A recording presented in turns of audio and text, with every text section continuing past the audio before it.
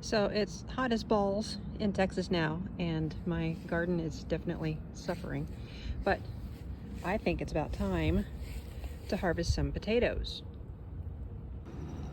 So here's what potato plants look like when they are actively growing. We are trying the laundry basket method this year, and so far the only place they're growing from is the top.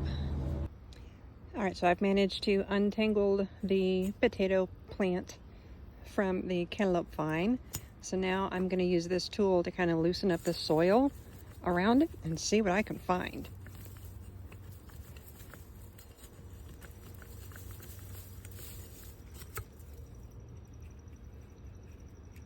Well, we got one.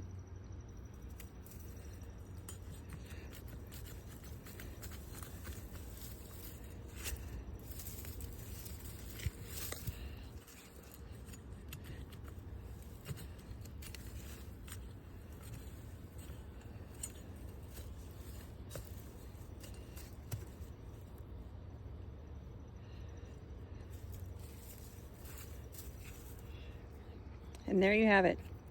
3 months of growing potato plants for one potato.